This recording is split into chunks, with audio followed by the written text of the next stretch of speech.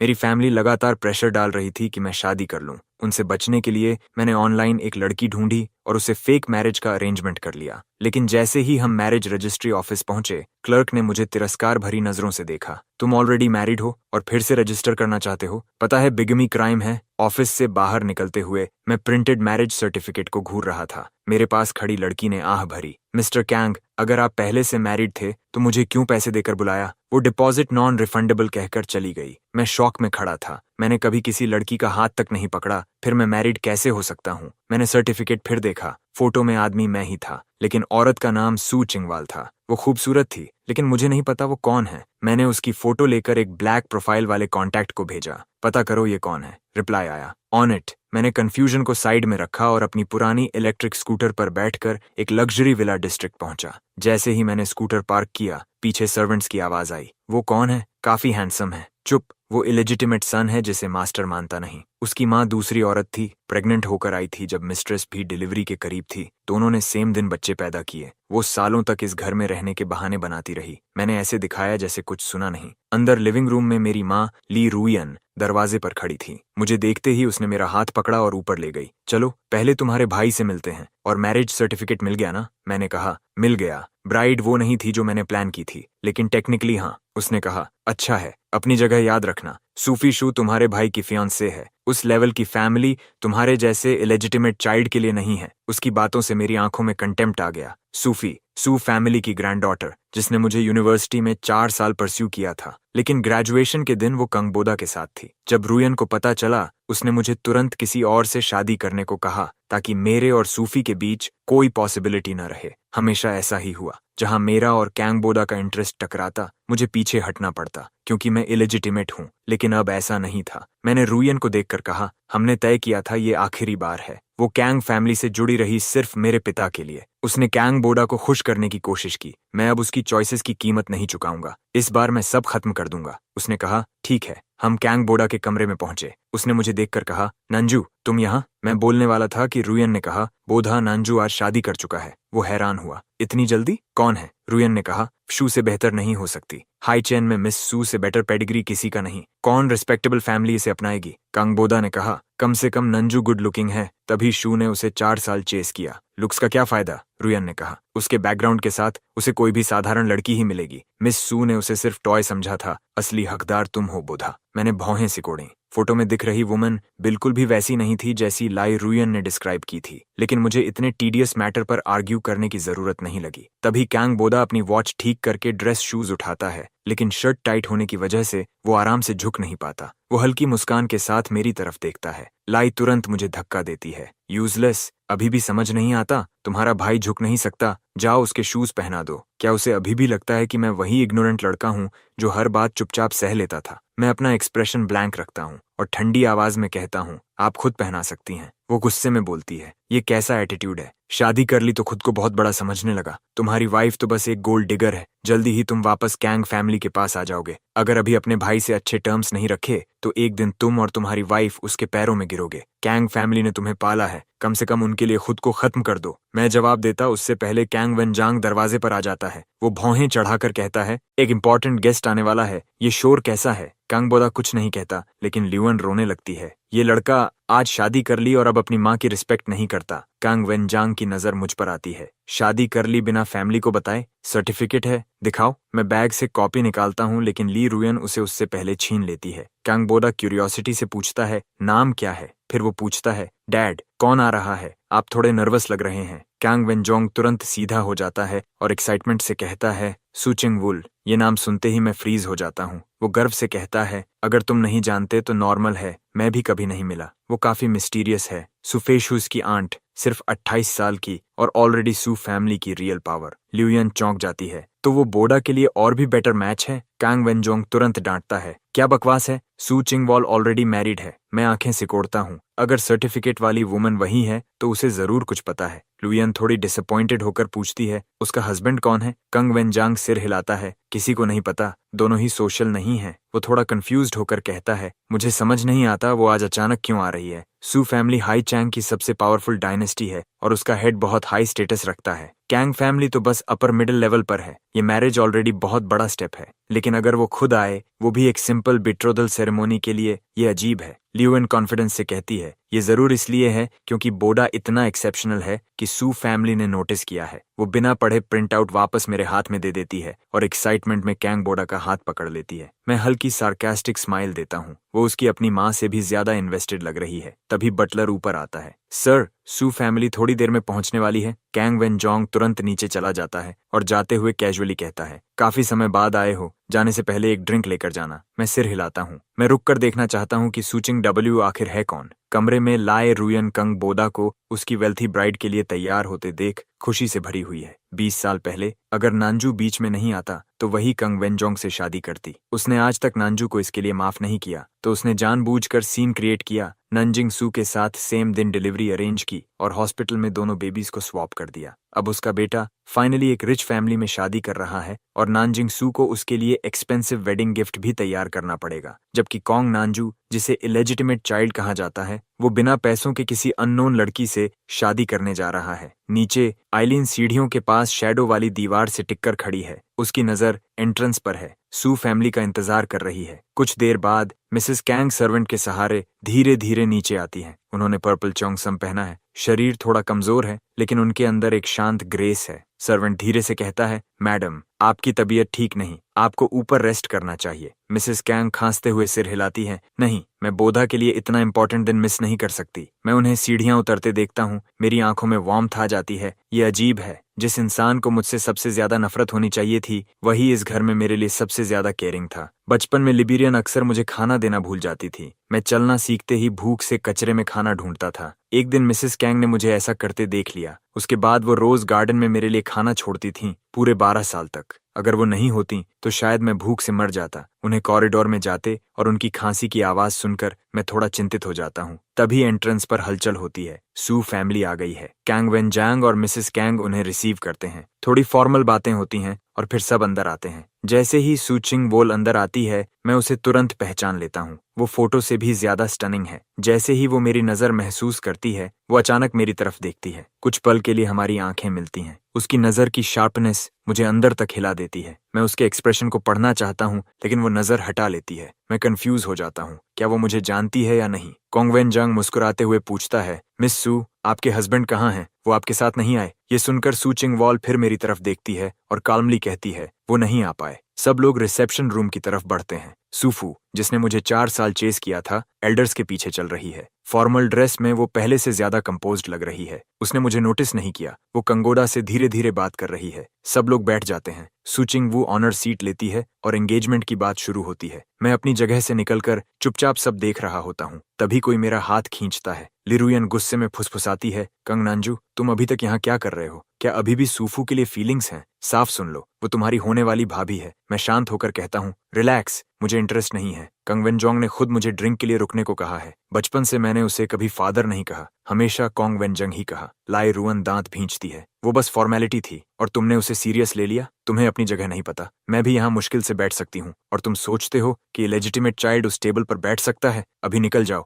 मैं इरिटेट होकर जवाब देने ही वाला था कि मेरी नजर सू चिंगवॉल पर पड़ती है। वो अपनी सीट से उठती है, फोन दिखाकर बैल्कनी की तरफ चली जाती है। शायद कॉल है। मेरी नजर शार्प हो जाती है। मैं लिरी को वेग जवाब देकर चुपचाप रिसेप्शन रूम से निकलकर बैल्कनी की तरफ बढ़ता हूँ। जैसे ही मैं पास पहुंचता हूँ, वो कॉल खत्म करके अपनी ठंडी नजर मुझ पर डालती है। मैं रुक जाता हूँ, उस डेंजरस लुक को देखते हुए। अचानक मेरे होठों पर हल्की मुस्कान आती है और मैं इम्पल्सिवली कहता हूँ, हनी। मैं उसकी रिएक्शन ध्यान से देखता हूँ, लेकिन उसके चेहरे पर कोई इमोशन नहीं आता। उसकी ठंडक और बढ़ जाती है। वो बिना कुछ कहे मुड़कर जाने लगती है। मैं तुरंत आगे बढ़कर उसका रास्ता रोक लेता हूँ। सू चिंगू की भौं हल्की सिकुड़ती है। मूव, तुम मुझे पहचानती नहीं? वो मुझे ठंडी अथॉरिटी के साथ देखती है। क्या मुझे पहचानना चाहिए? कैंग हाउस में आने के बाद से उसे एक अजीब नजर महसूस हो रही थी। बाकी लोगों की तरह ग्रीडी नहीं, ये सीधी और बिना झिझक वाली थी। इसलिए उसने मुझे कई बार नोटिस किया। जब उसने मुझे देखते पकड़ा, मैंने नजर नहीं हटाई, बस उसे काल्मली देखता रहा। उसे लगा था शायद मैं अलग हूँ, लेकिन मैं तो और भी बोल्ड निकला।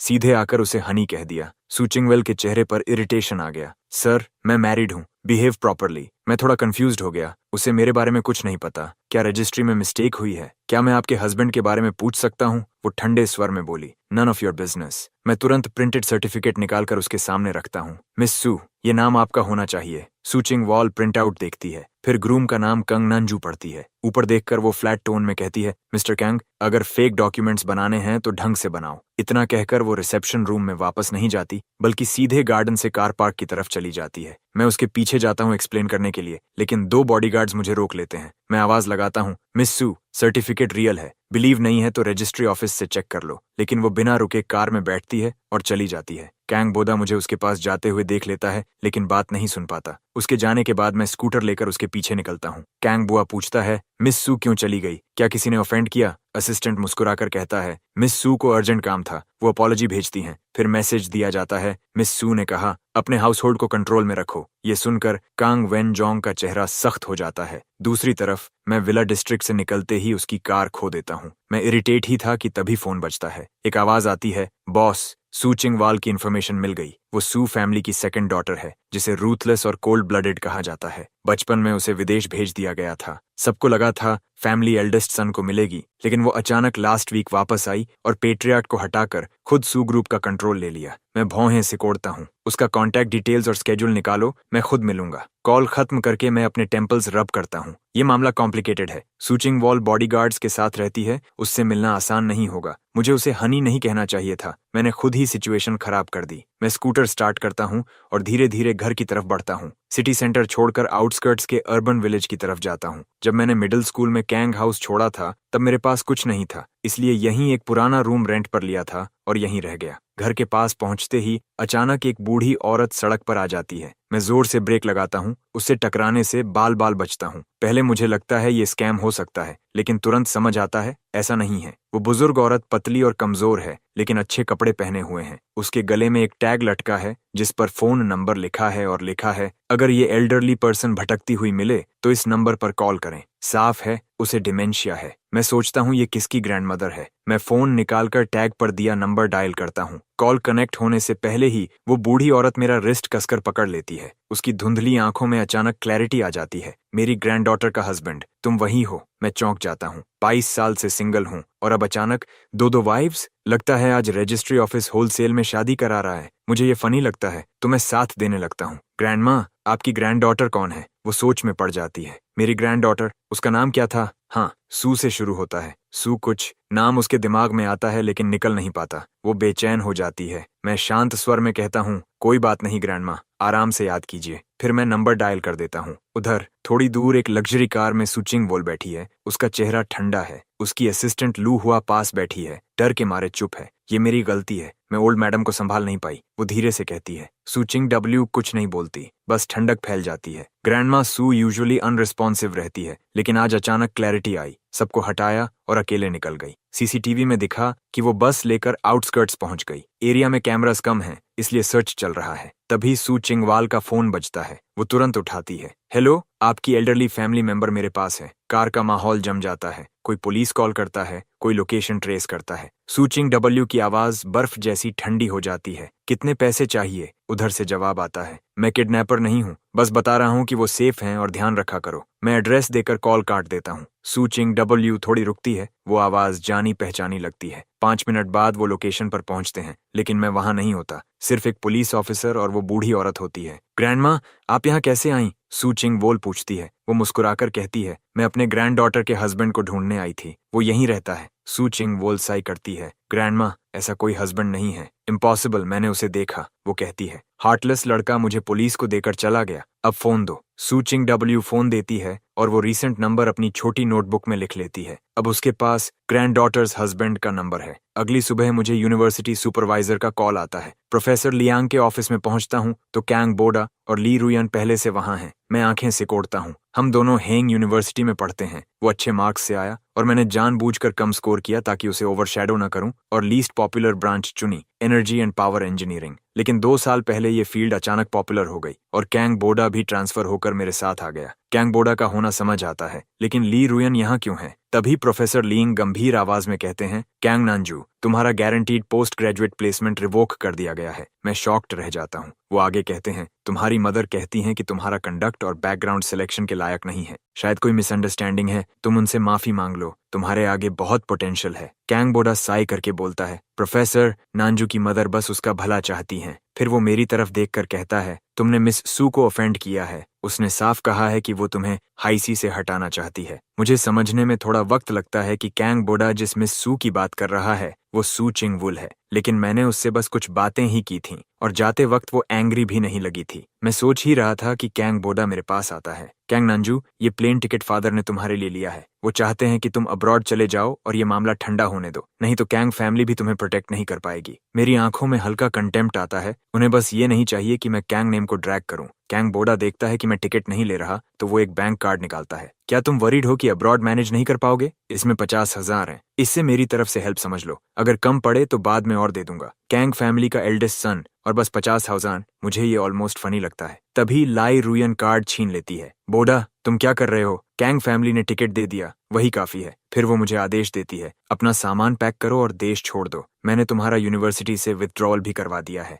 मैं ठंडी नजर से उसे देखता हूँ। आपको क्या हक है मेरे लिए डिसाइड करने का? वो तुरंत कहती है, इसलिए क्योंकि मैं तुम्हारी माँ हूँ और तुम्हारे ग्रेड्स ऐसे हैं कि ग्रेजुएशन भी मुश्किल है। बेहतर है जल्दी पैसे कमाने लगो। प्रोफेसर लिंग तुरंत बोलने की कोशिश करते हैं, मैडम ली, आप गलत हैं। इस यूनिवर्सिटी में रहते हुए स्टूडेंट कंग, लेकिन ली रुयन उन्हें बीच में ही रोक देती है। प्रोफेसर, आपको उसके लिए बोलने की जरूरत नहीं। मैं जानती हूँ वो कैसा है। उसे पोस्ट ग्रेजुएट करना था सिर्फ इसलिए क्योंकि बोधा करना चाहता था। उसे पहले खुद को देखना चाहिए, फिर बोधा से कंपेयर करना चाहिए। प्रोफेसर लियांग हैरान होकर कंग बोडा की तरफ देखते हैं। मुझे याद है तुम पोस्ट ग्रेजुएट सिलेक्शन में क्वालिफाई नहीं हुए थे और एग्जाम भी नहीं दिया। कंग बोडा मॉडेस्ट बनकर कहता है, मैं स्पेशल डायरेक्ट रिक्रूटमेंट से जा रहा हूँ। एक डिस्टिंग्विश्ड प्रोफेसर अगर किसी स्टूडेंट को पसंद करे तो सीधे रिक्रूट कर सकता है। कौन प्रोफेसर? पूछने पर वो कहता है, डॉक्टर नान। वो बताता है कि क्लीन हाइड्रोजन फ्यूल रिसर्च से उन्हें डॉक्टर टाइटल मिला है। मैं उसे क्वाइटली सरप्राइज होकर देखता हूँ। डॉक्टर नान, मुझे याद नहीं कि मैंने कैंग बोडा को रिक्रूट करने का प्लान बनाया था। प्रोफेसर लियांग की आंखें चौड़ी हो जाती हैं। तुम डॉक्टर नान को जानते हो? कैंग बोडा मुस्कुराता है। कोइंसिडेंस से मेरी माँ ने कभी उनकी एजुकेशन फंड की थी। बाद में सक्सेस के बाद वो खुद हमारे फैमिली के पास आए।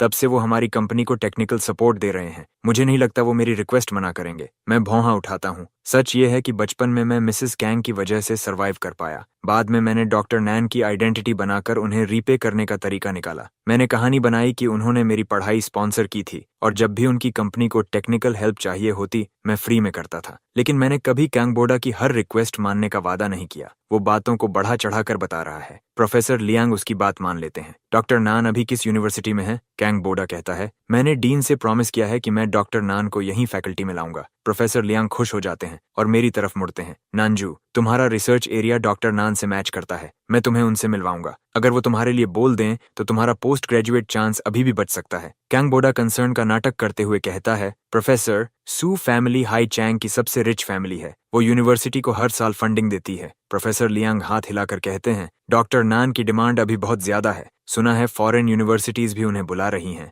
कंपनीज इन्वेस्ट करने के लिए लाइन में हैं। अगर वो सपोर्ट करें तो यूनिवर्सिटी उनकी बात जरूर मानेगी। कंग बोडा गहरी सांस लेकर कहता है, प्रॉब्लम ये है, डॉक्टर नान मेरी माँ की बात मानते हैं। अगर मैं कहूँ तो वो पूरी कोशिश करेगा मदद करने की। लेकिन नंजू मेरे पिता का इलेजिटिमेट बेटा है जो सीधे मेरी माँ के इंटरेस्ट्स के खिलाफ है। नंजू, क्यों ना मैं तुम्हारी तरफ से डॉक्टर नान से बात करूं? मैं बिना झिझक ठंडे स्वर में मना कर देता हूं। इस वक्त कांग बोडा बस एक क्लाउन है जो शो कर रहा है। मैं हल्की मुस्कान के साथ सीधे प्रोफेसर लिंग की तरफ मुड़ता हूं। प्रोफेसर, सच कहूं तो मुझे कभी पोस्ट ग्रेजुएट करना था ही नहीं। प्रोफेसर लिंग का चेहरा गिर जाता है। रिग्रेट साफ दिखता है। वही थे जिन्होंने मेरी एबिलिटी पहचानी थी और मुझे पुश किया था। उनकी आंखें हल्की भर आती हैं। तो मैं तुम्हारे लिए एम्प्लॉयमेंट रिकमेंडेशन लिख देता हूँ। लियो तिरस्कार से होंठ मोड़ती है। मेहनत मत करो, उसने मिस सू को ऑफेंड किया है। हाईचे में जॉब मिलना उसके लिए सपना है। प्रोफेसर लियांग गुस्से में कहते हैं, मैं नहीं मानता कि कोई पूरे शहर पर कंट्रोल रख सकता है। अगर नंजू को जॉब नहीं मिली तो वो मेरा टीचिंग असिस्टेंट बन सकता है।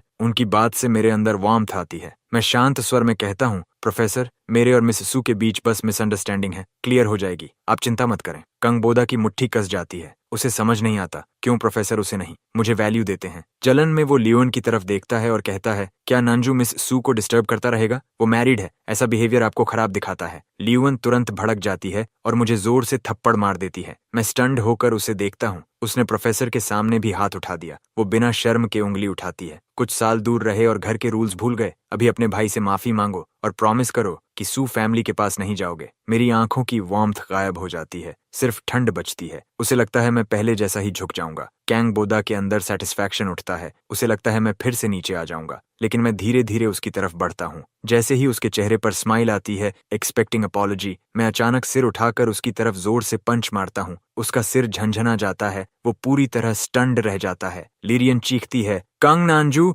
तुमने उसे कैसे मारा? वो मेरी तरफ दौड़ती है, लेकिन मैं तेज नजर से उसे देखता हूँ। मेरे अंदर से कुछ खतरनाक सा निकलता है। वो वहीं रुक जाती है। मैं तुम्हारी माँ हूँ, तुम मुझ पर हाथ नहीं उठा सकते। मेरी आवाज बर्फ जैसी हो जाती है। तुम कभी मेरी माँ नहीं थी, इसलिए मुझसे रिस्पेक्ट की उम्मीद मत करो। आज के बाद मेरी जिंदगी से दूर रहना, और तुम जो भी मेरे साथ करोगी उसका डबल मैं कंग बोधा को लौटाऊंगा। मैं प्रोफेसर लियांग की तरफ मुड़कर झुकता हूँ। 4 साल की गाइडेंस के लिए धन्यवाद। सब ठीक होने के बाद मैं वापस आऊंगा। फिर मैं बिना पीछे देखे निकल जाता हूँ। लिवान को होश तब आता है जब मैं नजरों से ओझल हो चुका होता हूँ। कैंपस गेट से बाहर निकलते ही जू का कॉल आता है, बॉस, सब समझ आ गया। अब पता है सू चिंग-वोल खुद को मैरिड क्यों कहती है, लेकिन आपको नहीं पहचानती। सू फैमिली बाहर से पावरफुल दिखती है, लेकिन अंदर पावर स्ट्रगल काफी इंटेंस है। पेट्रियार्क एल्डेस्ट ब्रांच को फेवर करता था और सू चिंग को हमेशा दबाया जाता था। कुछ साल पहले उसके लिए कई अनसूटेबल मैचेस अरेंज किए गए, जिससे बड़ा हंगामा हुआ। आखिर में ये सब तब रुका जब सू चिंग ने क्लेम किया कि उसने ऑलरेडी एक ऑर्डिनरी बैकग्राउंड वाले आदमी से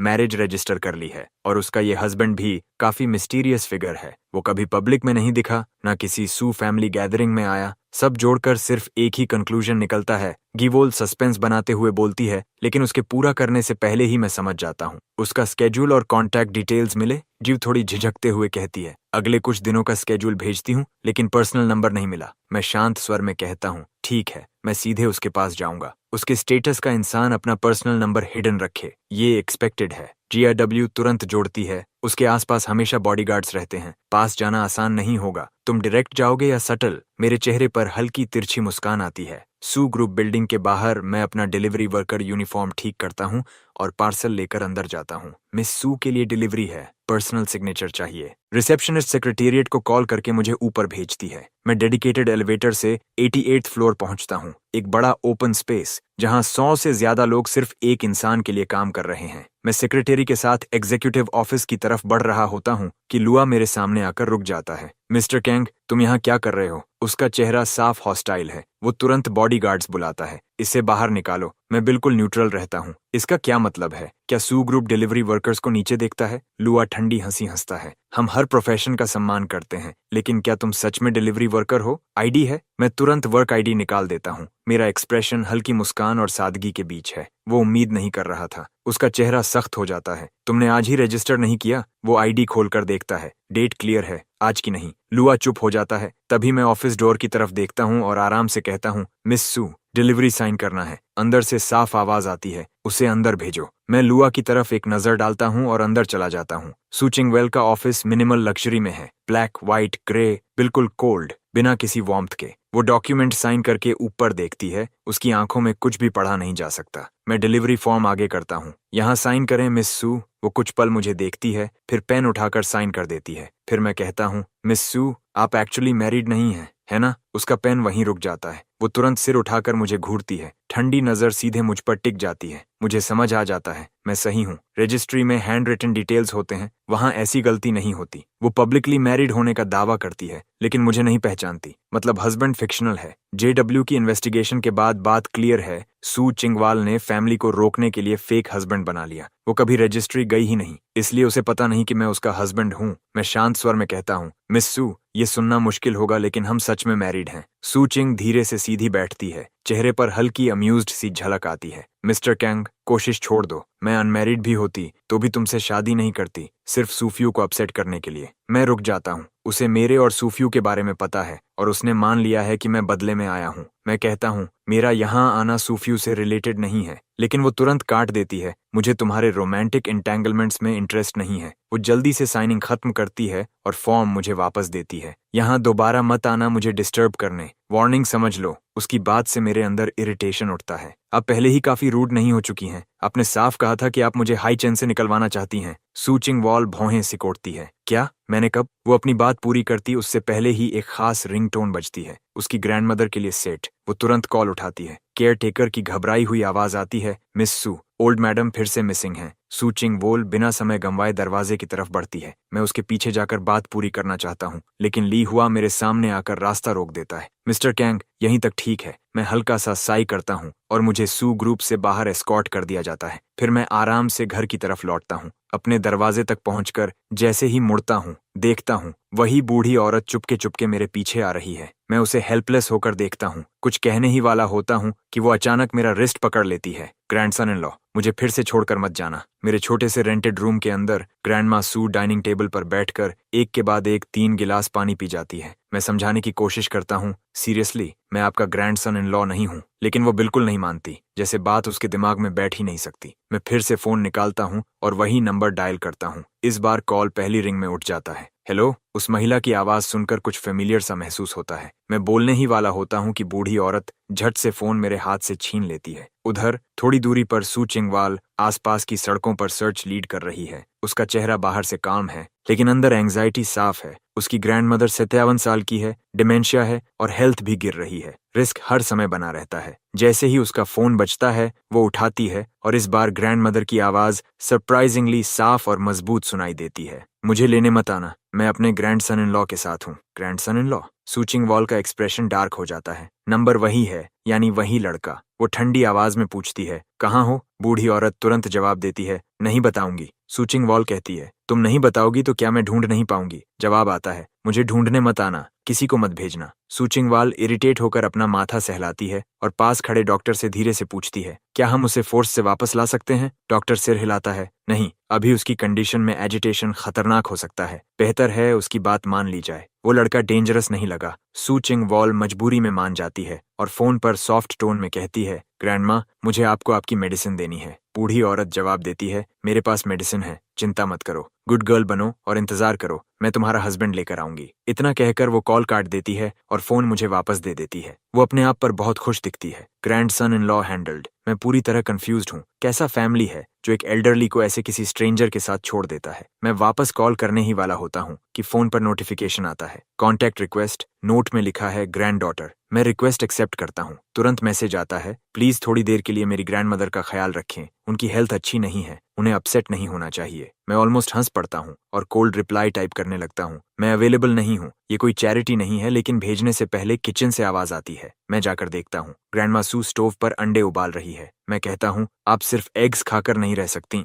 वो छोटी सी बूढ़ी औरत मुड़ती है। उसके झुर्रियों भरे चेहरे पर बेहद गर्मजोशी भरी मुस्कान है। ग्रैंडसन इन लॉ, गरम अंडा फेस पर रखो, स्वेलिंग कम हो जाएगी। मैं अचानक चुप हो जाता हूँ। शायद मुझे खुद भी एहसास नहीं था, लेकिन उस थप्पड़ के बाद मेरे अंदर कुछ ठंडा सा जम गया था, जो मुझे सबसे दूर कर रहा था। उसके इन शब्दों से जैसे वो परत हट जाती है, कमरे में एक अजीब सी वार्मथ फैल जाती है। मैं वापस फोन की तरफ देखता हूँ। चैट विंडो में एक ऑरेंज नोटिफिकेशन चमक रहा है, you have received a transfer of 300,000। Note में लिखा है 1 वीक लिविंग एक्सपेंसेस, कम हो तो बताना। मैं स्क्रीन पर उस अनसेंट मैसेज को देखता रह जाता हूँ, जो अभी भी टाइप बॉक्स में पड़ा है। अच्छा हुआ मैसेज सेंड नहीं हुआ था। मैं फिर से रिप्लाई टाइप करता हूँ, ठीक है। मुझे खुद समझ नहीं आता कि मैंने क्यों अग्री किया। शायद इसलिए कि उसने पैसे काफी जेनरसली दिए थे। कैंग हाउस में कैंग बोडा का गाल सूजा हुआ है, नकल का निशान साफ दिख रहा है। लीरवन गुस्से में कहती है, वो कंग नंजू जरूर जेलस है, क्योंकि तुम मिस सूफू से शादी कर रहे हो। जब तुम्हारे फादर आए, उससे सख्ती से डील करवाना। मिसेस कैंग धीरे धीरे सीढ़ियों से उतरती हैं। उनका कमजोर शरीर साफ दिख रहा है, लेकिन आवाज शांत और फर्म है। नंजू, ऐसा नहीं है, जरूर तुमने कुछ किया होगा। उनकी सर्टेनिटी साफ है। कांग बोदा ये सुनकर अपनी नाराजगी दबा लेता है और टॉपिक बदल देता है। मॉम, क्या आप डॉक्टर नान को हियांग यूनिवर्सिटी में पोजीशन के लिए इनवाइट कर सकती हैं? मिसेस कैंग तुरंत मना कर देती हैं। बोधा, किसी की ग्रेटिट्यूड का फायदा नहीं उठाना चाहिए। डॉक्टर नान ने इस फैमिली के लिए पहले ही बहुत किया है। कांग बोदा को हैरानी नहीं होती। वो कहता है, हियांग यूनिवर्सिटी सिटी की बेस्ट है। शायद डॉक्टर नान खुद ज्वाइन करना चाहें। हम बस यूनिवर्सिटी से कनेक्शन बनवा सकते हैं। इसे उनके फेवर्स का रिटर्न समझ लो। मिसेस कैंग को ये बात रीजनेबल लगती है। वो फोन निकालती हैं। ठीक है, मैं उनसे पूछती हूँ। कैंग बोडा उनके पास बैठकर कहता है, डॉक्टर नान ने हमारे लिए बहुत किया है, डेट रीपे हो चुका है, क्या हमें उन्हें डिनर पर इनवाइट नहीं करना चाहिए? फेस टू फेस पूछना बेहतर होगा। उसके दिमाग में चलता है, डॉक्टर नान मिसेस कैंग को मना नहीं करते, अगर वो आए तो मैं सीधे उनसे पोस्ट ग्रेजुएट की बात करूंगा, वो मना नहीं कर पाएंगे। मिसेस कैंग मान जाती हैं और मैसेज भेजती हैं, डॉक्टर नान क्या आप घर आ सकते हैं? मैं मैसेज देखता हूं और तुरंत चिंता होती है, कहीं उनकी तबीयत और खराब तो नहीं। उनकी खांसी याद आते ही अर्जेंसी महसूस होती है। मैं तुरंत रिप्लाई करता हूं, अवेलेबल। लेकिन जैसे ही मैं निकलने वाला होता हूं, दूसरा मैसेज आता है, सैटरडे ठीक रहेगा सिंपल मील के लिए। मुझे रियलाइज होता है कि मैंने ओवर रिएक्ट किया। 10 साल पुरानी याद सामने आती है। मिडिल स्कूल के बाद पहला वीकेंड था। मैं कैंग हाउस गया था। गार्डन से खिड़की के अंदर मिसेस कैंग, कैंग बोडा और कैंग वेनजांग को देखा था। मिसेस कैंग खुशी से मुस्कुरा रही थीं। तभी लेवियन की आवाज आई, देखो ये असली फैमिली है, वापस मत आना डिस्टर्ब करने। मैं चुपचाप चला गया था, बर्थडे गिफ्ट दरवाजे पर छोड़कर। उसके बाद हर साल गिफ्ट रखता रहा, लेकिन कभी मिला नहीं। इतने साल बाद शायद मिलना सही होगा। मैं रिप्लाई करता हूँ, मुझे होस्ट करना चाहिए, सैटरडे शाम 6 बजे मिलते हैं, और रेस्टोरेंट लोकेशन भेज देता हूँ। मिसेस कैंग खुशी से एक्सेप्ट कर लेती हैं। कैंग हाउस जाना मतलब अननेसेसरी कॉन्फ्लिक्ट, इसलिए बाहर मिलना बेहतर है, जहां मैं उनकी हेल्थ भी चेक कर सकूं। मैं चैट बंद करता हूं और ग्रैंड डॉटर के कई मैसेजेस देखता हूं, ग्रैंडमा सू की केयर इंस्ट्रक्शंस। मैं क्वाइटली दूसरे कमरे में जाता हूं और एक छोटा वीडियो भेज देता हूं। उधर सड़क पर 2 गाड़ियां खड़ी हैं, बिना अटेंशन खींचे। सू चिंग वॉल उनमें से एक में काम कर रही है। नोटिफिकेशन आते ही वो फोन उठाती है और देखती है। उसके हमेशा काम रहने वाले चेहरे पर हल्का सरप्राइज आता है। फैमिली डॉक्टर तुरंत पूछता है, ओल्ड मैडम ठीक हैं? सू चिंग वॉल बिना कुछ कहे फोन उसे दे देती है। वीडियो में ग्रैंडमा सू एक छोटे फ्लोरल बेड पर फैली हुई गहरी नींद में सो रही है, खर्राटे ले रही हैं। अभी सिर्फ 9 बजे हैं, जबकि आमतौर पर उन्हें 1 बजे से पहले सुलाना भी मुश्किल होता है। डॉक्टर पूरी तरह शॉक्ड है। ओल्ड मैडम इस लड़के के साथ बिल्कुल अलग बिहेव करती हैं। अगर ये उसके साथ रहे तो उनकी कंडीशन सच में इंप्रूव हो सकती है। सू चिंग वॉल की आंखें थोड़ी गहरी हो जाती हैं। वो कुछ सोच रही है। अगली सुबह मुझे उसका मैसेज आता है, क्या मैं आज रात अपनी ग्रैंडमदर से मिलने आ सकती हूँ? मैं तुरंत रिप्लाई करता हूँ, बिल्कुल कभी भी आ सकती हैं। मैं उसे एग्जैक्ट एड्रेस भेज देता हूँ। सू चिंगवल उसे नोट करके रिप्लाई करती है, सॉरी टू इम्पोज, आज रात मुझे फैमिली डॉक्टर को साथ लाना होगा, वरना मुझे चैन नहीं मिलेगा। मेरी तरफ से रिप्लाई न आने पर वो समझ जाती है कि मुझे फॉर्मल बातें पसंद नहीं। मैं दरवाजे के बाहर खड़ा इंतजार कर रहा था कि तभी एक फेमिलियर आवाज सुनाई देती है। मैं मुड़ता हूँ। सूफी शू, जो चेहरा कभी वार्म और केयरिंग लगता था, अब उसमें साफ नाराजगी है। यूनिवर्सिटी में मैं हमेशा अकेला रहता था और वही एक थी जो मेरे पास आती थी। अब हमारे बीच अजीब सा डिस्टेंस है। मैं हल्का रुककर पूछता हूँ, कुछ हुआ है? वो ठंडी हंसी हंसती है। कांग बोधा ने तुम्हारा बैकग्राउंड बताया, तुमने छुपाया क्यों? मुझे इलेजिटिमेट लोग सबसे ज्यादा नफरत है और मैं 4 साल तुम्हारे पीछे घूमती रही। मजाक लगा? मेरे सीने में कसाव आ जाता है। उसके अपने फैमिली में भी ऐसा ही पास्ट था। फिर भी कैंग बोधा के एक सच ने सब खत्म कर दिया। मैं एक कदम पीछे हटता हूँ। वो आगे बढ़ती है, कुछ कहना है? मैं सूखी हंसी हंसता हूँ। क्या एक्सप्लेन करूं कि मैं इलेजिटिमेट हूँ या मैंने खुद चूज किया था ऐसे जन्म लेना? मैं मुड़कर जाने लगता हूँ। अगर वो मेरी बर्थ के आगे नहीं देख सकती तो फ्रेंडशिप का कोई मतलब नहीं। मेरे जाने से वो अनईजी हो जाती है। वो अचानक मेरा हाथ पकड़ लेती है, तुम जा नहीं सकते। मैं मुड़कर देखता हूँ, क्या है? उसे मेरा ये डिस्टेंट बिहेवियर पसंद नहीं, जैसे वो कंट्रोल खो रही हो। वो मॉकिंग टोन में कहती है, अभी भी ऑड जॉब्स कर रहे हो? प्रॉपर जॉब नहीं मिली? मेरे पर्सनल असिस्टेंट बन जाओ, अपार्टमेंट दूंगी, बस मेरी डेली नीड्स संभालो। 50,000 पर मंथ इनफ? मेरी आंखें ठंडी हो जाती हैं। मुझे केप्ट मैन बनाना चाहती हो? वो हंसती है, उसके लिए तो तुम परफेक्ट हो, तुम्हारी माँ भी तो। मैं उसे जोर से पीछे धक्का देता हूँ। मेरी आवाज बर्फ जैसी हो जाती है, ज्यादा मत बढ़ो। लेकिन वो गुस्सा नहीं होती। उसकी आंखों में कुछ अजीब सा ऑब्सेशन है। कंगनंजू, एक दिन तुम किसी का टॉय बनोगे ही तो मुझे चूज करो, कम से कम मैं जेंटल रहूंगी। वो मुड़कर चली जाती है। मैं खुद पर हंसता हूँ। तभी मैं मुड़ता हूँ और देखता हूँ सुचिंगवाल प्राइवेट रूम के एंट्रेंस पर खड़ी है। उसकी आंखें पड़ी नहीं जा सकती। लू हुआ मुझे देखकर कहता है, अब समझ आया तुम स्टेबल जॉब क्यों नहीं ढूंढ पाए। सुफेशु का प्रेशर था। मैं उसे कंफ्यूज नजर से देखता हूँ। वो आगे कहता है, तो तुम हमारे बॉस के पास अपनी मर्जी से नहीं आए? हाई सेन में सू फैमिली के खिलाफ कोई खड़ा नहीं होता। मैं आंखें सिकोड़ता हूँ लेकिन कुछ नहीं कहता। 2 दिन में ये पहली बार है जब हम नॉर्मल बात कर रहे हैं। लू हुआ धीरे से सू चिंगवल से कहता है, क्या हमें इसकी मदद करनी चाहिए? ये काफी पिटीफुल लग रहा है। मेरे मन में आता है, हाँ मदद करो, मुझे रजिस्ट्री ऑफिस ले जाओ और ये शादी अनल करा दो। लेकिन मैं बोल पाऊं उससे पहले ही सू चिंगव ठंडे स्वर में कहती है, मुझे इससे क्या लेना देना। वो मेरे पास से निकल जाती है और बाहर चली जाती है। पिटीफुल, उसे भी यही दिखा, लेकिन मेरी आंखों में पिटी नहीं था, बस एक शार्प छुप न सकने वाला अम्यूजमेंट था। और उसका पर्सनल स्केड्यूल तक निकाल लेना ये दिखाता था कि मैं कितना रिसोर्सफुल हूँ। कॉरिडोर एकदम शांत हो जाता है। मैं वहीं खड़ा रहता हूँ, ठंडा। मेरे दिमाग में बस एक ही बात आती है, वो बस कोल्ड है। उस शाम सू चिंगावी समय पर ऑफिस से निकलती है। हाथ में फ्रूट का बैग लिए वो आउटस्कर्ट्स के पुराने रेजिडेंशियल एरिया में पहुंचती है। मैसेज में दिए एड्रेस के अनुसार वो दरवाजा ढूंढकर नॉक करती है। अंदर से एक फेमिलियर आवाज आती है, आ रही हूँ। दरवाजा खुलता है। सू चिंगवा ग्रैंडमा सू को देखती है। वो ठीक लग रही हैं। वो चारों तरफ नजर डालती है। छोटा सा 2 बेडरूम फ्लैट, करीब 60 मीटर, लेकिन साफ और सरप्राइजिंगली वार्म। बाथरूम से पानी की आवाज आ रही है। क्या वो शावर में है? सू चिंगवा अचानक नजर हटा लेती है, जैसे खुद ही थोड़ा कॉन्शियस हो गई हो। डॉक्टर अंदर आने वाला होता है, लेकिन वो हाथ उठाकर उसे रोक देती है। इक्विपमेंट दे दो, तुम बाहर वेट करो। वो जल्दी जल्दी ग्रैंडमा सू का बीपी, ब्लड शुगर और हार्ट रेट चेक करती है। शायद पिछली रात की गहरी नींद की वजह से सारे रीडिंग सरप्राइजिंगली अच्छे आते हैं। ग्रैंडमा सू गर्व से कहती है, मेरा ग्रैंडसन इन लॉ बहुत अच्छा ख्याल रखता है। सू चिंगवा के अंदर का टेंशन थोड़ा ढीला पड़ता है। उसकी नजर एक बार फिर बाथरूम की तरफ जाती है, फिर वो सामान पैक करने लगती है। ग्रैंडमा सू ब्लिंक करके पूछती है, डिनर नहीं करोगी? वो हल्के से कहती है, ठीक नहीं होगा। वो मेडिकल इक्विपमेंट नीचे रख देती है, इससे अपना चेक करती रहना। ग्रैंडमा तुरंत मना कर देती है, इसे वापस ले जाओ, यहाँ बेकार है। मेरा ग्रैंडसन इन लॉ यूज नहीं कर पाएगा, डॉक्टर भी नहीं चाहिए। तुम रोज आकर चेक करो। उसके दिमाग में साफ प्लान है। अगर ग्रैंड डॉटर रोज आएगी तो अपने हस्बैंड से मिलेगी और शायद दोनों के बीच कुछ डेवलप हो जाए। सुचिंग वॉल जवाब देने ही वाली होती है कि शावर का पानी बंद हो जाता है। वो तुरंत खड़ी होती है, बैग उठाती है और दरवाजे की तरफ बढ़ती है। मैं चलती हूँ, कल फिर आऊंगी। दरवाजा बंद हो जाता है। ठीक उसी वक्त मैं बाथरूम से बाहर आता हूँ। तुम्हारी ग्रैंड डॉटर कहाँ है? मैं पूछता हूँ। चली गई, बहुत प्रॉपर है, हमेशा कोल्ड फेस। फिर वो पूछती है, इसीलिए तुम्हें पसंद नहीं?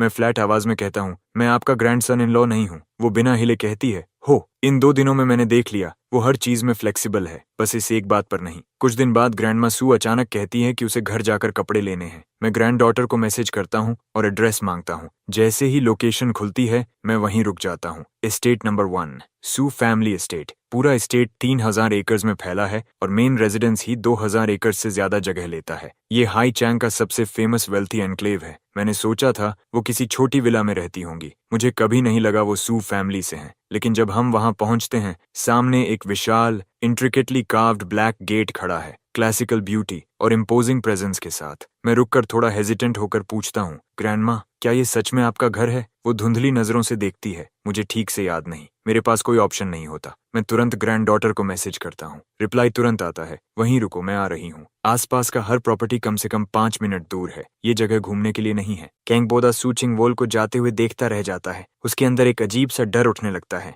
वो ग्रैंडमा सू खुद तो नहीं हो सकती है ना? कैंगबोडा के मन में ये ख्याल आता है, लेकिन लिरुअन तुरंत कहती है, मिस सू बस इसलिए पैनिक कर रही है क्योंकि अगर कोई उनके गेट पर मर गया तो सू फैमिली की रेपुटेशन खराब होगी। कंगबोदा भी मान लेता है, हाँ, ऐसा नहीं हो सकता कि नंजू की वाइफ सू चिंगवोल हो। तभी सू एस्टेट का गेट खुलता है और सूफी बाहर आती है। कंगबोदा मुस्कुराता है, फूफू, तुम कार पार्क में वेट कर सकती थीं, यहाँ क्यों आई? सूफी के चेहरे पर हल्की नाराजगी है, लेकिन मुझे देखते ही वो रुक जाती है और खुद को संभाल कर सॉफ्टली कहती है, तुम पहली बार आए हो, सोचा रास्ता न भूल जाओ। कंगबोदा उसके पास जाकर पूछता है, ओल्ड मैडम घर पर हैं? सूफी जवाब देती है, उनकी तबीयत ठीक नहीं, वो रेस्ट कर रही हैं। उसे खुद भी नहीं पता ग्रैंडमा सू अलग कोर्टयार्ड में रहती हैं और किसी को मिलने नहीं देती। कंगबोदा उसकी बात मानकर रिलैक्स हो जाता है। सूफी मेरी तरफ देखती है, लेकिन मेरे चेहरे पर सिर्फ ठंडा अंधेरा है। मैं गेट की तरफ देखता हूँ, सोचता हूँ अंदर जाऊं या नहीं। तभी सूफी मेरे सामने आकर खड़ी हो जाती है। कंग नंजू, यहाँ आना मतलब तुम मान गए?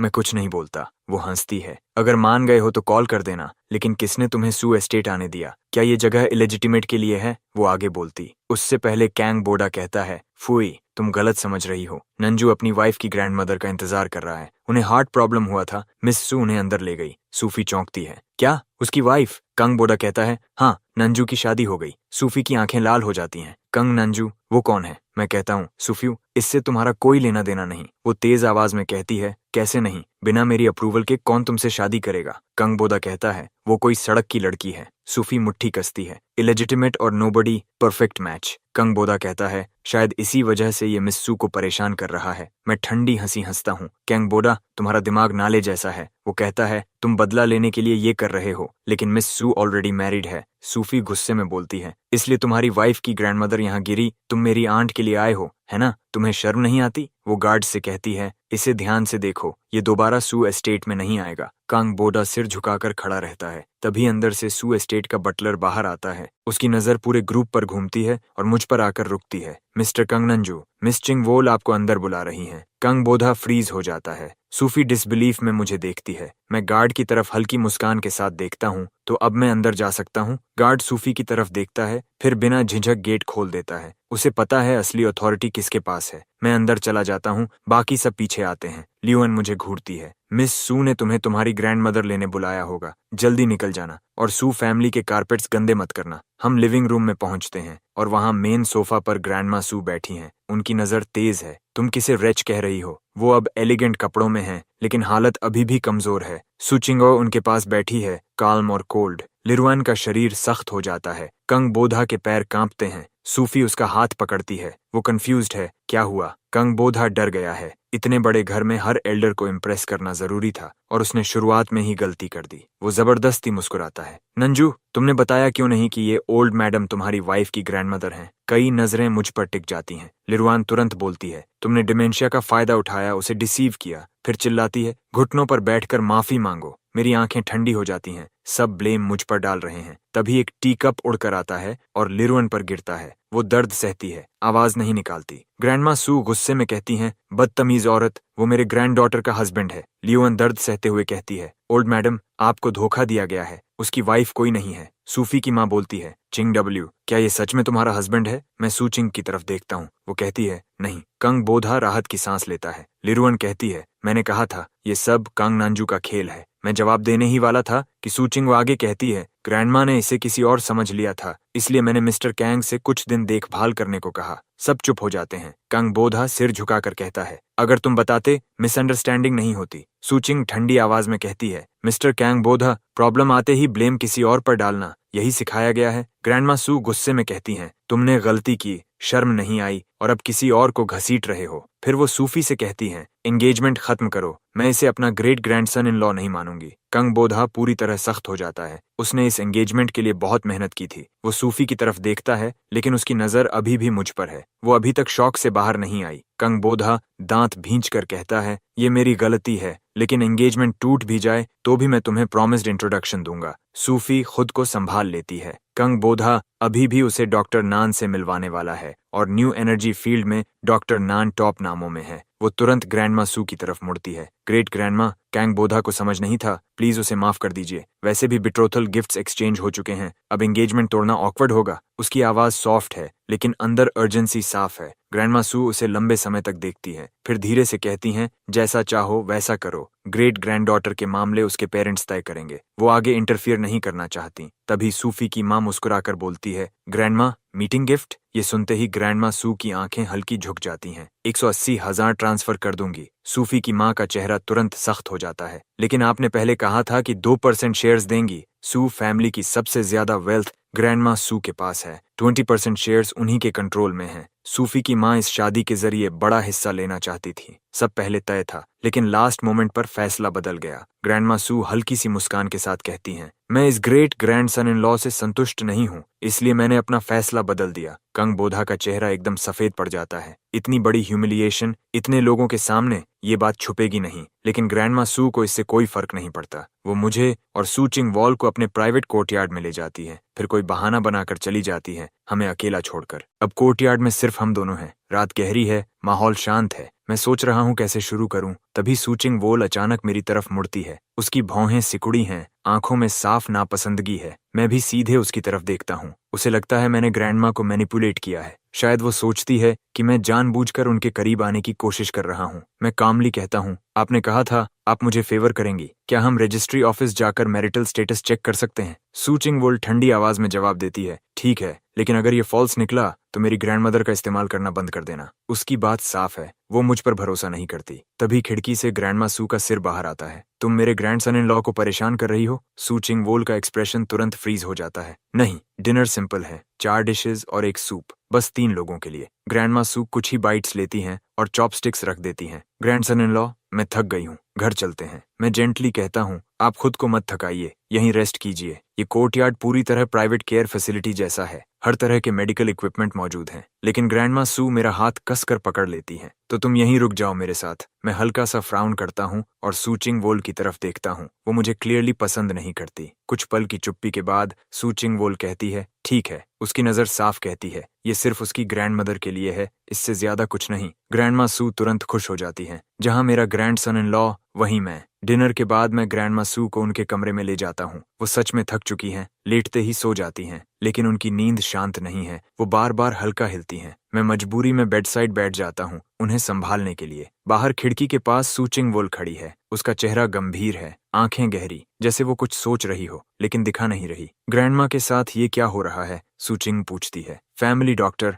जिसका साइकोलॉजी बैकग्राउंड है, धीरे से कहता है, मैं एग्जैक्ट नहीं कह सकता कि ओल्ड मैडम इस लड़के से इतनी अटैच्ड क्यों है, लेकिन ये समझ सकता हूँ कि वो बेचैन क्यों है। उन्हें महसूस हो रहा है कि शायद वो इस साल नहीं बचेंगी। उन्हें डर है कि उनके जाने के बाद आपके पास कोई नहीं रहेगा। ये ग्रैंडसन इन लॉ ही वो इंसान है जिसे वो आपके लिए छोड़ सकती हैं। सू चिंग एकदम स्थिर हो जाती है। उसकी डार्क आंखों में कुछ हल्का सा हिलता है, जिसे वो मुश्किल से दबाती है। काफी देर बाद ही वो फिर से काम दिखती है। वो चांदनी में खड़ी रहती है, जैसे खुद को अंधेरे में छोड़ देगी। फिर अचानक मुड़ती है और मेन रेजिडेंस की तरफ चल देती है। उधर कंगबोधा का डिनर बहुत मुश्किल से गुजरता है। 2% शेयर्स खोने की वजह से माहौल भारी है। सूफी की माँ लूमू साफ नाराज है। तुम्हारे फैमिली का इलेजिटिमेट बच्चा ओल्ड मैडम को जीत लेता है और तुम नहीं। कंगबोधा सिर झुका लेता है। मैं नांजू जितना अच्छा नहीं हूँ, लोगों को जीतने में उतना सक्षम नहीं। लूमू ठंडी आवाज में कहती है, मुझे फर्क नहीं पड़ता कैसे, वो 2% शेयर्स वापस चाहिए, वरना इस घर में कदम मत रखना। कंगबोधा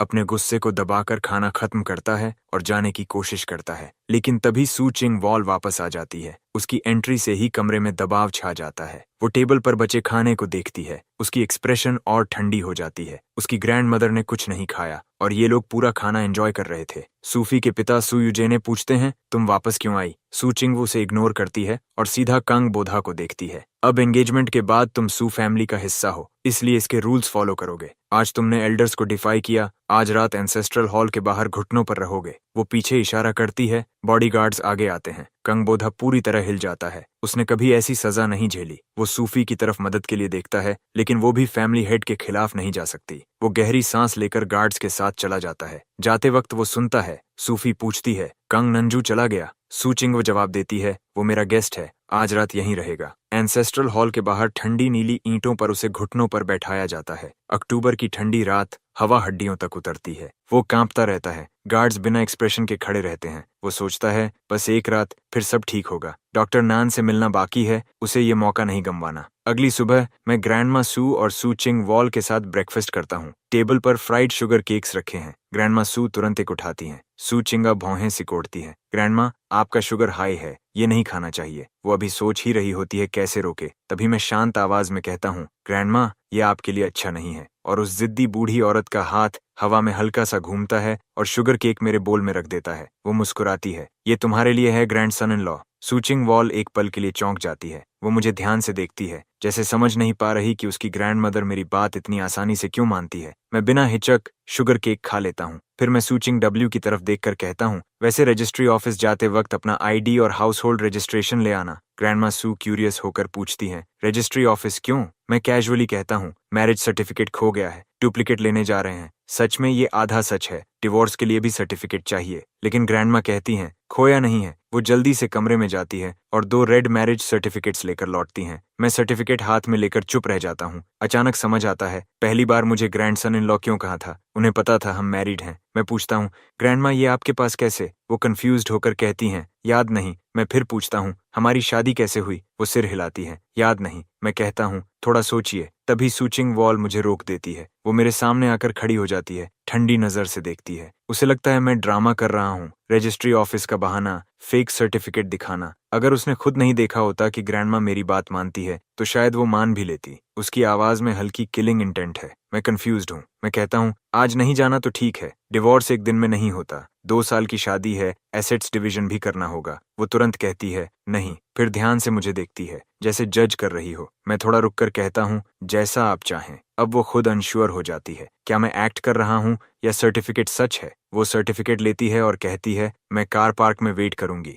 मैं ग्रैंडमा को रीअश्योर करके बाहर आता हूँ। कार पार्क में पहुंचते ही लिरुआन और कंग बोधा दिखते हैं। बोधा का चेहरा पीला है, वो कांप रहा है। लिरुआन मुझे देखकर जल्दी से पास आती है। तुम्हें अपने भाई की मदद करनी होगी। मैं कुछ नहीं कहता। वो शुरू हो जाती है, तुम इलेजिटिमेट हो, लेकिन कैंग फैमिली ने तुम्हें पाला, तुम उन पर कर्जदार हो, तुम्हारे भाई ने तुम्हें स्कूल में साथ रखा, अपने कपड़े दिए। वो और भी बोलती है, जब तुम पैदा हुए तुम इतने कमजोर थे कि बचने की उम्मीद नहीं थी। मेरे पास दूध नहीं था, तुमने अपने भाई का हिस्सा लिया। कैंग फैमिली हमें रखना ही नहीं चाहती थी, सिर्फ इसलिए रखा क्योंकि तुम दोनों एक ही दिन पैदा हुए। मैं ये सब सुनता हूँ, ये वही बातें हैं जो मैंने बचपन में मानी थी। अब ये सब मुझे सिर्फ अब्सर्ड लगता है। हाँ, उन्होंने पाला, लेकिन पेरेंट्स का ये कानूनी कर्तव्य है, नहीं करते तो अबैंडनमेंट होता। हाँ, मैं कैंग बोधा के साथ स्कूल गया, लेकिन उसका बैग मैं उठाता था, उसके एरेंड्स करता था। अगर उसे जरा भी कुछ होता तो मुझे मारा जाता था। और स्कूल में मुझे जानबूझकर कम मार्क्स लाने पड़ते थे ताकि मैं कैंग बोधा से बेहतर ना दिखूं। मेरे पास अपने कपड़े नहीं थे क्योंकि पेरेंट्स ने कभी दिए ही नहीं।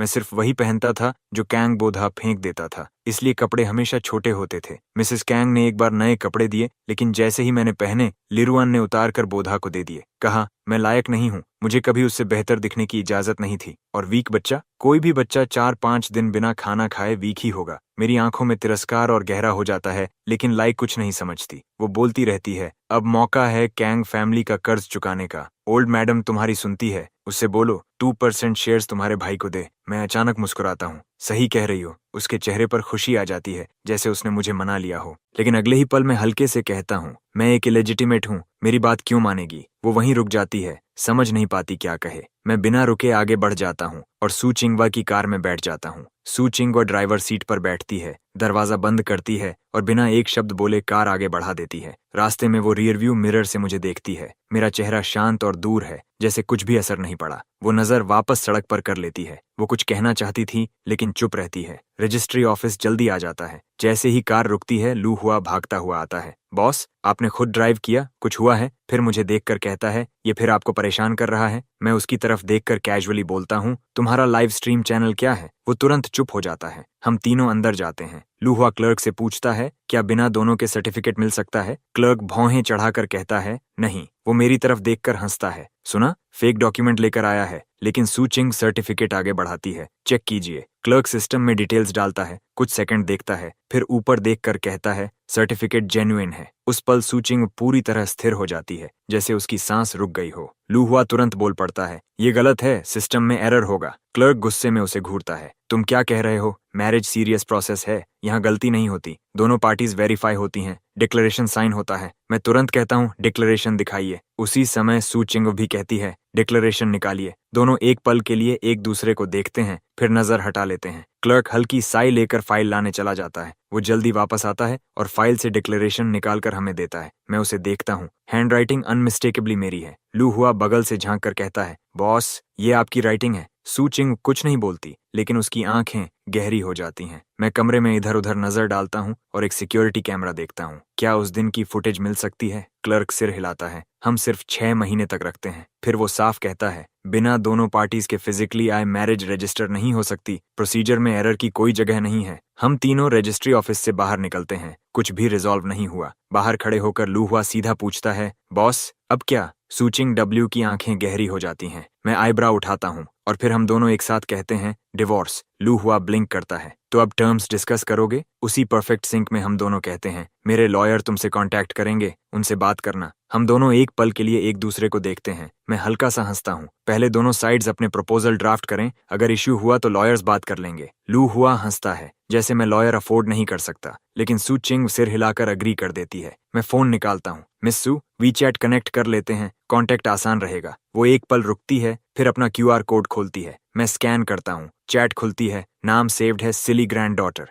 उसका चेहरा तुरंत डार्क हो जाता है। मैं भी थोड़ा ऑकवर्ड हो जाता हूँ। वो बस उस वक्त ऐसे ही टाइप कर दिया था। मैं जल्दी से नाम बदलकर सिली गर्ल कर देता हूँ और एक छोटा मैसेज भेजता हूँ, सी यू अराउंड। फिर बाहर जाकर टैक्सी पकड़ लेता हूँ। मुझे जाते हुए देख लू हुआ पूछता है, बॉस आप दोनों सच में मैरिड हो, है ना? अभी आप दोनों बहुत सिंक में थे। सू चिंगो उसे एक ठंडी नजर से देखती है। बेस्ट डिवोर्स अटर्नी ढूंढो, अग्रीमेंट ड्राफ्ट करो और एक्सटर्नल एसेट्स पूरी तरह प्रोटेक्ट हों। लू हुआ तुरंत मान जाता है। फिर जैसे उसे अचानक समझ आता है, अब समझा, वो आदमी पहले से प्लान करके ये शादी कर चुका है। आपका पैसा चाहता है, इसलिए लॉयर अफोर्ड कर रहा है। वो गुस्से में कहता है, चिंता मत कीजिए, मैं उसे एक पैसा नहीं लेने दूंगा। शहर के दूसरी तरफ टैक्सी में बैठा मैं JW को कॉल करता हूँ, बेस्ट डिवोर्स अटर्नी ढूंढो, वो मेरा एक पैसा भी नहीं लेगी। JW हंसते हुए कहती है, ठीक है बॉस, लेकिन ये शादी हुई कैसे? दोनों को याद नहीं, ये कोई ड्रामा है क्या? मैं धीरे से साई करता हूँ। कुछ देर बाद कहता हूँ, कोई है जिसे सब पता है। JW तुरंत बोलती है, ग्रैंडमा सू, लेकिन उन्हें याद नहीं।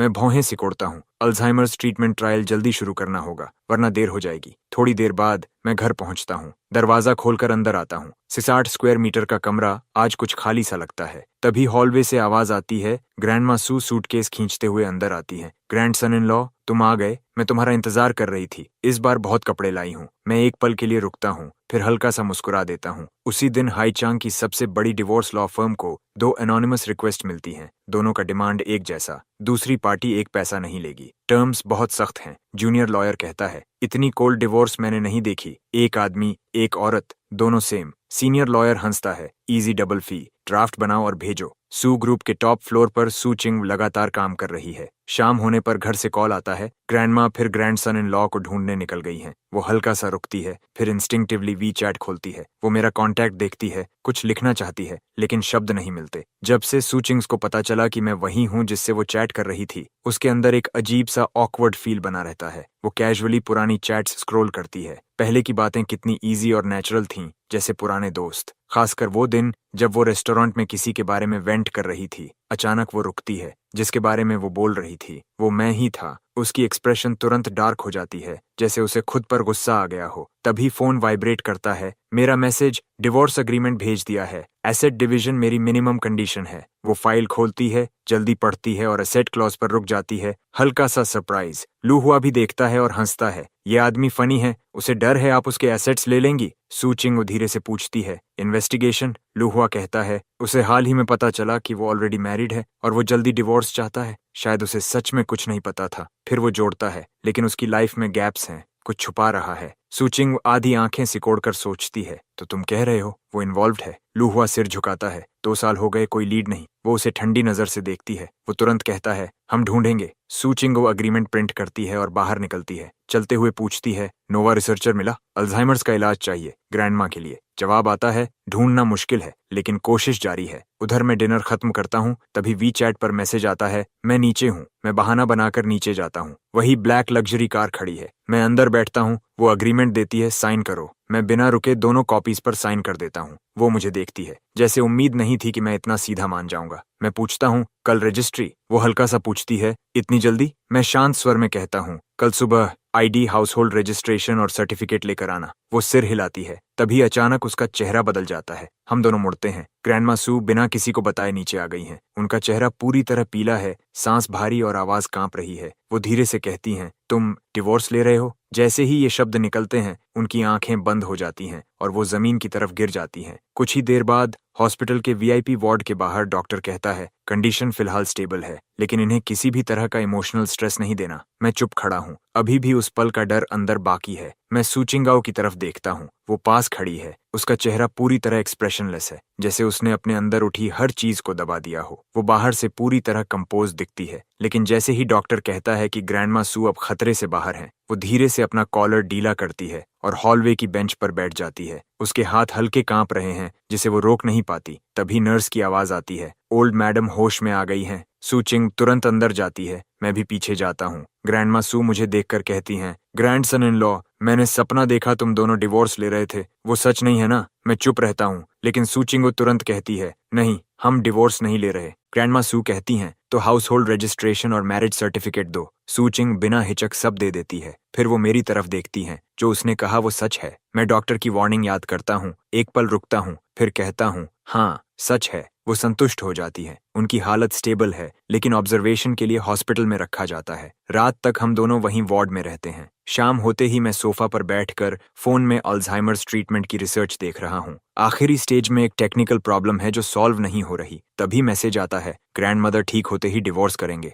मैं मना नहीं कर सकता, अग्रीमेंट साइन हो चुका है। मैं रिप्लाई करता हूँ, ठीक है। वो तुरंत पूछती है, और कोई कंडीशन? मैं लिखता हूँ, ग्रैंडमदर रिकवर होते ही जितनी जल्दी हो सके डिवोर्स फाइनलाइज कर लेते हैं। वो थोड़ा फ्राउन करती है, उसे मैं समझ नहीं आ रहा। बेड पर ग्रैंडमा सू हमें देखती हैं। हम दोनों हार्डली बात कर रहे हैं। वो अचानक कहती हैं, ग्रैंड डॉटर, मैं तुम्हारे हस्बैंड के लिए सू ग्रुप में जॉब अरेंज करूंगी। अगर रोज साथ जाओगे और आओगे तो फीलिंग्स अपने आप आएंगी। सूचिंग थोड़ा रुकती है, फिर अनएक्सपेक्टेडली मान जाती है। ठीक है। ग्रैंडमा सू सोचती हैं, फिर कहती हैं, कल से अपनी वाइफ के साथ काम पर जाना। मैं ब्लिंक करता हूँ, फिर कहता हूँ, ठीक है। सच में सू ग्रुप में आर्काइव होगा, मुझे वहाँ डॉक्यूमेंट्स मिल सकते हैं। सूचिंग को मीटिंग के लिए जाना होता है। वो गुड बाय कहकर बाहर निकलती है। कॉरिडोर में लूहुआ कहता है, अब समझ आया, वो आदमी प्लान कर रहा है। ओल्ड मैडम को इस्तेमाल करके डिवोर्स रोका और अब जॉब भी ले ली। सूचिंग वो ठंडी आवाज में कहती है, अगर वो मेरी नजर में रहेगा तो सच सामने आएगा। उसकी आंखों में शार्प ग्लिंट आता है। ग्रैंडमदर के लिए अभी डिवोर्स पॉसिबल नहीं, लेकिन वो देखेगी कि मैं असल में चाहता क्या हूँ। वार्ड में मैं सोफा पर लेटा हूँ, तभी ग्रैंडमा सू की आवाज आती है, ग्रैंड सन इन लॉ, एक सीक्रेट बताऊं? मैं तुरंत उठ बैठता हूँ। शायद उन्हें कुछ इंपॉर्टेंट याद आया हो, जैसे हमारी शादी कैसे हुई। मैं पूछता हूँ, क्या सीक्रेट? वो धीरे से कहती हैं, मेरी ग्रैंड डॉटर की एक वीकनेस है, बहुत कम लोग जानते हैं। अगर वो कभी तुम्हें परेशान करे तो इसका इस्तेमाल करना। मैं थोड़ा कंफ्यूज हो जाता हूँ। ये वो नहीं था जो मैं सुनना चाहता था, लेकिन वो आगे कहती हैं, उसके स्ट्रॉन्ग लुक से मत धोखा खाना, वो कैट से डरती है। मैं एकदम चुप हो जाता हूँ। मेरे दिमाग में अचानक बचपन की एक लड़की की इमेज उभरती है। वो भी कैट से बहुत डरती थी। मैंने कभी इमेजिन भी नहीं किया था कि सू चिंगवाल जैसी कोल्ड और कंपोज्ड लड़की कैट से डर सकती है। ओल्ड वुमन पूछती है, तुम्हें कैट्स पसंद हैं या डॉग्स? डॉग्स। पहले मुझे कैट्स पसंद थे, लेकिन एक लड़की थी जिसे वो पसंद नहीं थे, तो मैंने भी उन्हें पसंद करना छोड़ दिया। तीसरे दिन सू ग्रुप की टॉप फ्लोर पर एक छोटा सा फ्लफी शे इन्यू पपी अपनी टेल हिलाते हुए मेरे आसपास घूम रहा है। लू हुआ क्लियरली परेशान है। ओल्ड मैडम ने मिस्टर कॉन्ग के लिए पपी संभालने का जॉब क्यों अरेंज किया? सुचिंगवाल खुद भी इसे समझ नहीं पा रही। लोग कहते हैं बूढ़े लोग कभी कभी बच्चों जैसी सोचने लगते हैं, लेकिन डॉग संभालने का काम देना थोड़ा ज्यादा हो गया। वो फर्मली कहती है, इसे new energy research division team 1 में ले जाओ। उसने पहले से सब प्लान कर रखा था। ये डिवीजन कंपनी के कोर ऑपरेशन से दूर है, लेकिन फ्यूचर डायरेक्शन से जुड़ा हुआ है। वो मुझे वहां डालकर देखना चाहती है कि मैं क्या रिवील करता हूँ। मुझे इस सब से कोई खास फर्क नहीं पड़ता। मैं पपी उठाता हूँ और लू हुआ के पीछे चलता हूँ। इसका नाम है, ओल्ड मैडम ने कहा है कि आप ही नाम रखिए। मैं सूचिंग वाल की तरफ देखता हूँ और हल्की मुस्कान आती है। तो इसे लिटिल कैट बुलाते हैं। वो हैरान, डॉग का नाम लिटिल कैट? कोई प्रॉब्लम है? New energy research division 38th floor पर है। एलिवेटर में लू हुआ समझाता है, मिस्टर कॉन्ग, यहाँ के ज्यादातर स्टाफ के पास डॉक्टरल डिग्रीज हैं, मिनिमम टॉप यूनिवर्सिटी से मास्टर्स। आप पहले अंडर ग्रेजुएट होंगे। यहाँ सीनियर्स से सीखना आपके फ्यूचर के लिए बहुत अच्छा होगा। ये बॉस की स्पेशल अरेंजमेंट है। फिर वो जोड़ता है, आपको ज्यादा ग्रेटफुल होने की जरूरत नहीं। इसे ऐसे समझिए कि बॉस आपको ओल्ड मैडम को खुश रखने के लिए रिवॉर्ड दे रही है। मैं थोड़ा सा रिएक्ट करता हूँ, असल में इसकी जरूरत नहीं है, और बॉस चाहती हैं कि आपका रिलेशनशिप प्राइवेट रहे,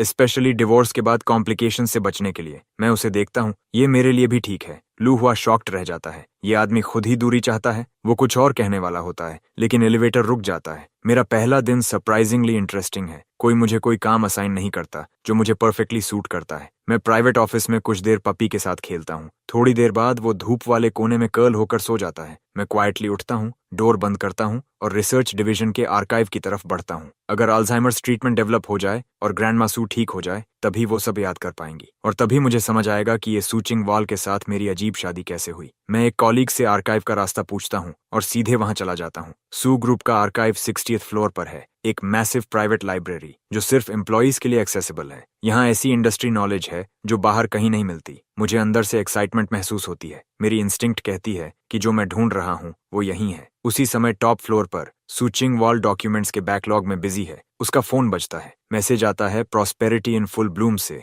यानी ग्रैंडमा सू, आज अपने हस्बैंड के साथ लंच करो और एक फोटो भेजो, मैं देखना चाहती हूँ। सूचिंग वाल फ्राउन करती है, बहाना बनाने वाली होती है। तभी कॉन्टेक्ट का नाम बदलकर fragile grandmother who cannot be upset हो जाता है। वो चुप हो जाती है, लंबे समय तक उस नाम को देखती रहती है, फिर हेल्पलेस साई लेकर डेस्क का कॉल बटन दबाती है। लू हुआ तुरंत आता है, बॉस 2 लंच अरेंज करो। फिर वो मुझे मैसेज करती है कि टॉप फ्लोर पर लंच के लिए आ जाऊं, लेकिन खाना साइड टेबल पर रखा है और मैं अभी तक रिप्लाई नहीं करता। वो खड़ी होती है, वो कहाँ है? लू हुआ जवाब देता है, मिस्टर कॉन्ग आर्काइव में है। सुचिंगवाल खुद 60th फ्लोर पर जाती है। वो मुझे जल्दी से स्पॉट कर लेती है और साथ में सू फुवे भी, जो मुझे घूर रहा है। मैं पूरी तरह बुक्स में खोया हुआ हूँ, फोन वाइब्रेशन तक नोटिस नहीं करता। ये आर्काइव आज की सबसे एडवांस टेक्निकल नॉलेज से भरा हुआ है और मैं उसमें डूब चुका हूँ। मैं यहाँ पूरी तरह खो सकता था। मैं पीछे हटता हूँ और किसी से टकरा जाता हूँ। सूफी शू मुझे एक कॉम्प्लिकेटेड एक्सप्रेशन के साथ घूर रही है। कॉन्ग नांजू, ये मत कहना कि मेरी ग्रेट ग्रैंडमदर को इम्प्रेस करने की सारी मेहनत सिर्फ मेरी आंट के करीब आने के लिए थी। मेरा चेहरा तुरंत फ्लैट हो जाता है। इससे तुम्हारा कोई लेना देना नहीं। सूफी फिर बोलती है,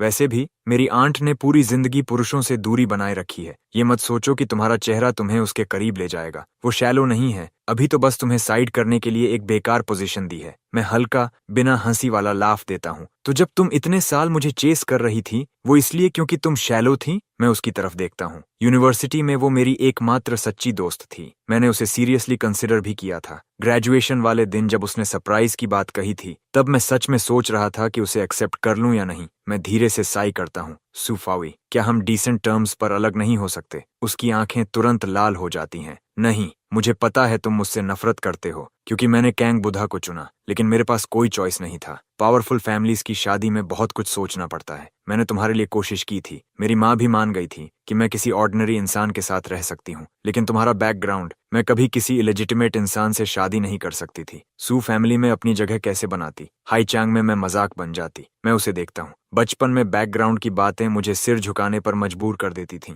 लेकिन कैंग हाउस छोड़ने के बाद समझ आया, सेल्फ रिस्पेक्ट ही सब कुछ है। मैं नजरें हटा लेता हूँ। मुझसे शादी ना करने के लिए शुक्रिया। मैं जाने के लिए मुड़ता हूँ, लेकिन वो फिर रास्ता रोक लेती है। मैं तुम्हें अपनी टीम में काम दिला सकती हूँ। कोई सीनियर तुम्हें मेंटोर करेगा। मैं जानती हूँ तुम कितने केपेबल हो। तुम बहुत शार्प हो, जल्दी सीख जाओगे। तुम्हें फिर कभी छोटे मोटे काम नहीं करने पड़ेंगे। मैं उसकी बात काट देता हूँ। कंडीशन क्या है? वो सीधे कहती है, डिवोर्स लो और मेरे साथ आ जाओ। सूफी शू किसी और औरत के साथ मुझे शेयर करने का ख्याल भी सहन नहीं कर सकती। ये सोच ही उसे अंदर से तोड़ देती है। मैं ठंडे स्वर में जवाब देता हूँ, तुम इसके लायक नहीं हो। वो गुस्से में बोलती है, तुम उस बेकार सी वाइफ से इतना प्यार क्यों करते हो? क्या मैं उसे पैसे देकर या डरा धमकाकर तुम्हें छोड़ने पर मजबूर नहीं कर सकती? वो मुझसे कंपेयर भी कैसे कर सकती है? मैं बिना झिझक उसे थप्पड़ मार देता हूँ। मारने के बाद भी मन शांत नहीं होता। मैं उसे ठंडी नजर से देखता हूँ। मैं क्रूल नहीं होना चाहता था, लेकिन तुम जवाब चाहती हो तो सुनो। मेरी वाइफ तुमसे ज्यादा खूबसूरत है और उसकी फिगर भी बेहतर है। मैं मुड़कर जाने लगता हूँ और सामने कॉर्नर पर सू चिंगवाल खड़ी होती है। मैं ठहर जाता हूँ, वो भी। पीछे सूफी शू की आंखें अंधेरी हो जाती हैं,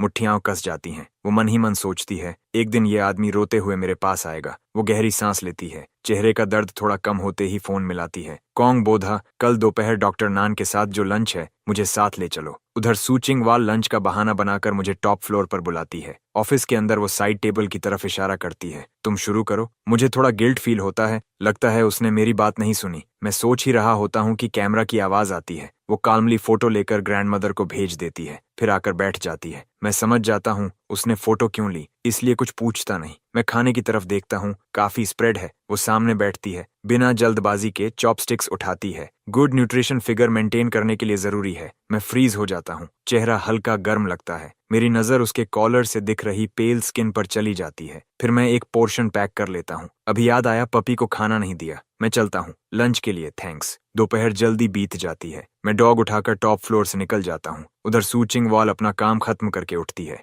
लू हुआ पूछता है, बॉस किस घर चलना है? वो रुकती है। उसे याद आता है उसने ग्रैंडमदर से ये पूछा ही नहीं। वो कॉल करती है, आप किस घर पर हैं? जवाब अनएक्सपेक्टेड होता है, मैं हॉस्पिटल में हूँ। सू चिंगवाल का चेहरा सख्त हो जाता है। डॉक्टर ने तो कहा था कि आप डिस्चार्ज हो सकती हैं, है ना? लेकिन आज दोपहर फिर चेस्ट में दर्द शुरू हो गया, इसलिए मैं कुछ दिन और रुकना चाहती हूँ। क्या तुम आज रात मेरे साथ बैठने आओगी? फिर खुद ही इमोशनल टोन में जोड़ती है, आने की जरूरत नहीं। मैं तो बस एक कमजोर बूढ़ी औरत हूँ जिसकी देखभाल करने वाला कोई नहीं। मुझे यहीं अकेला छोड़ दो। आधी रात को उठकर पानी पीने का मन करे और कोई पास ना हो, कितना मुश्किल है। मैं तुरंत कहती हूँ, मैं अभी आती हूँ। वो संतुष्ट हो जाती है, बस यही सही है। और मैंने तुम्हारे हस्बैंड को भी बता दिया है, वो भी मेरे साथ रहने आ रहा है। तुम दोनों साथ आना। इतना कहकर वो कॉल काट देती हैं और अपनी उंगलियां टेम्पल पर रखती हैं। सू चिंगवाल अपनी ग्रैंडमदर की चाल पूरी तरह समझती है। अगर वो सू एस्टेट जाए या मेरे अपार्टमेंट, रात को हम दोनों अलग रहेंगे, लेकिन हॉस्पिटल में साथ रुकने से हमें ज्यादा समय साथ बिताना पड़ेगा। फिर भी उसे पता है कि मैं किसी और के साथ था। वो होंठ भींचती है,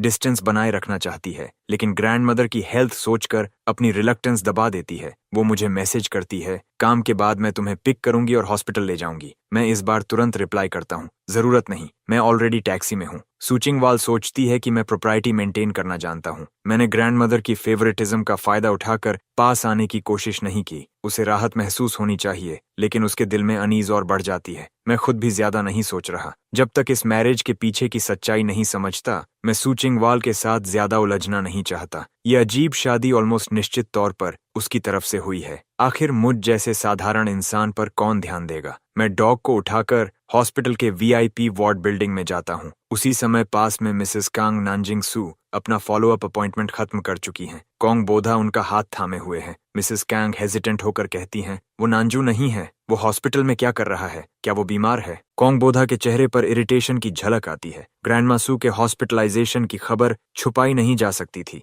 लेकिन उन्होंने किसी को मिलने से मना कर दिया था। वो आज वार्ड तक गया था, लेकिन दरवाजे से ही लौटा दिया गया। तो कॉन्ग नानजू जरूर उनके पास रहने आया होगा। वो कैजुअली कहता है, शायद ग्रैंडमा सू से मिलने आया है। नंजू वाकई डिवोटेड है। तभी साथ आई केयर टेकर आंट नैन नाखुशी से बोलती है, डिवोटेड? मैंने उसे कभी हमारी मैडम से मिलने आते नहीं देखा। आंट नैन लगभग 50s में है, मिसेस कैंग से 10 साल बड़ी, और पूरी जिंदगी उनकी पर्सनल केयर टेकर रही है। कभी शादी नहीं की। मिसेस कैंग उन्हें बड़ी बहन जैसा मानती है, इसलिए घर में उनका बहुत सम्मान है। आंट नैन की बात सुनकर मिसेस कैंग के चेहरे पर शैडो आ जाती है। उस समय कैंग हाउस में नानजू की जिंदगी बहुत कठिन थी, लेकिन आंट नैन तुरंत रोक देती है। मैडम, आप अभी भी उसका बचाव कर रही हैं। मुझे ली रुयन का बिहेवियर पसंद नहीं, लेकिन एक बात सही है, यंग मास्टर नानजू में ग्रेटिट्यूड नहीं है। आप हर समय उसके बारे में सोचती हैं, और वो शायद आपको भूल चुका है। कॉन्ग बोधा भी जोड़ता है, सुना है मिस सू ने उसे सू ग्रुप में जॉब दिलवाई है। शायद इसीलिए वो ग्रैंडमा सू पर ध्यान दे रहा है। आंट नैन तिरस्कार से कहती है, मैडम,